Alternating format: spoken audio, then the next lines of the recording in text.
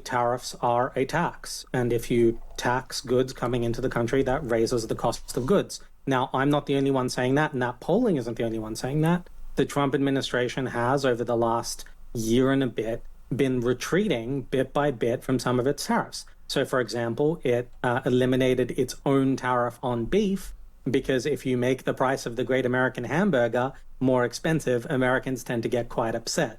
So there is absolutely a link. Look, is it solely responsible are these tariffs the sole reason there's a cost of living crisis all over the Western world? Absolutely not. But I think for American voters, it is a really clear, everything's more expensive, and here's a brand new tax you've imposed on almost everything from everywhere.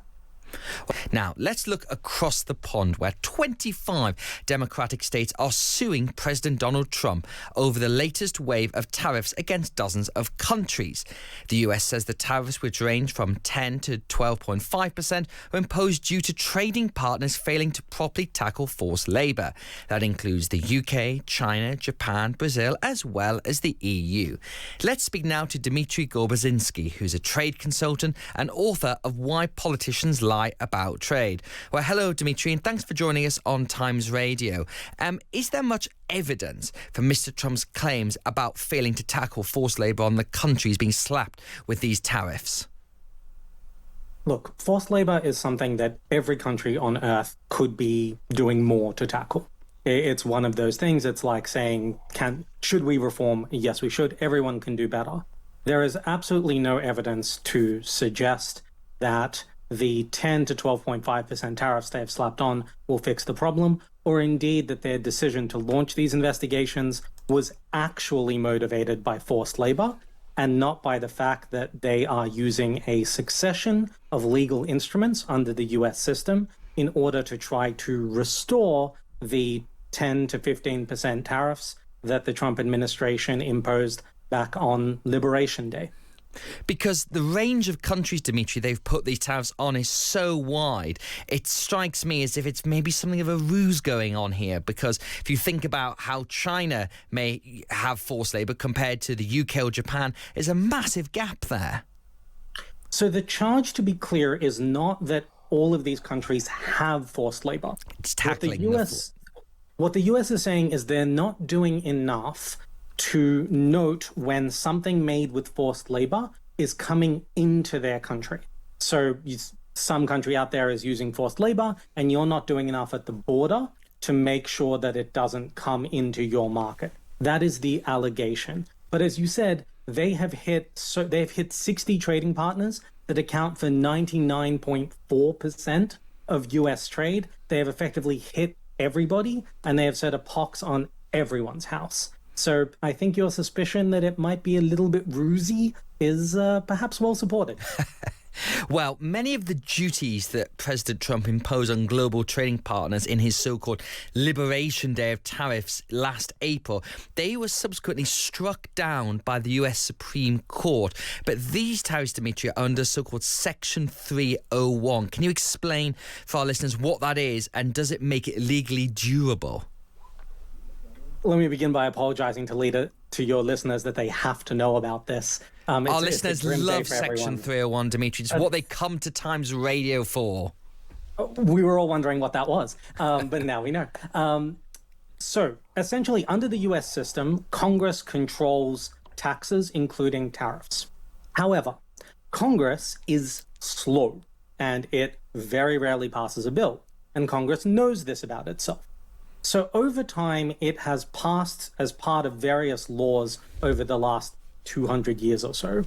It has said that under certain circumstances, the executive, the president, can impose certain tariffs under certain circumstances without going to Congress. These were supposed to be really targeted emergency measures. So originally, the Trump administration used one of these measures called the IEPA, the International Economic Emergency Powers Act, that basically says if there's an economic emergency, the US government can take some measures. The Supreme Court said that bill doesn't let you impose tariffs, so it struck them down. Since then, the US administration has been turning to other different legal methodologies, including Section 301s.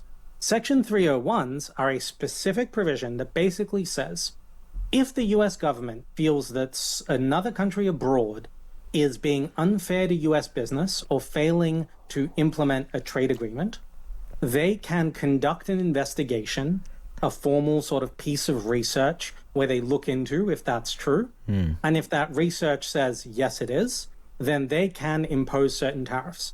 The kind of things this has historically been used for is like if another country is completely failing to honor copyright. So they're just letting people steal Disney property left, right, and center, or knock off General Electric washing machines with no attempt to enforce copyright or patent protection, then you could launch an investigation and put in place some tariffs. What the Trump administration has done is taken this thing, which was supposed to be a scalpel, and said, we need to restore Trump's tariffs. We are going to investigate everybody. And then they proceeded to find everybody guilty. Got you. Well, finally, Dimitri, obviously President Trump has argued that tariffs will protect American workers and boost the US economy. He said he loves tariffs more than I think any other president. But there's some new polling out that suggests half of Americans are struggling to afford groceries and gas. Can you see a link between these tariffs and that sentiment about what we would call in the UK the cost of living crisis?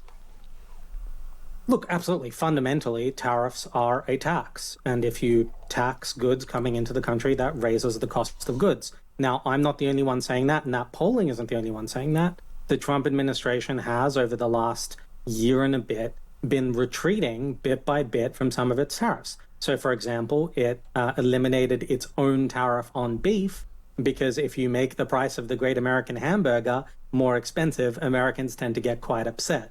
So there is absolutely a link. Look, is it solely responsible are these tariffs the sole reason there's a cost of living crisis all over the Western world? Absolutely not. But I think for American voters, it is a really clear, everything's more expensive, and here's a brand new tax you've imposed on almost everything from everywhere.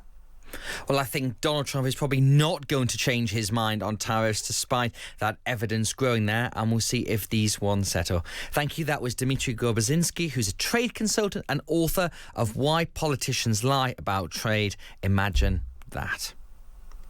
As well as all the brilliant journalism you'd expect, did you know that Times Digital subscribers can also give their brains a daily workout? There are hundreds of word and number puzzles to choose from, so go to thetimes.com to subscribe. I can fully recommend it.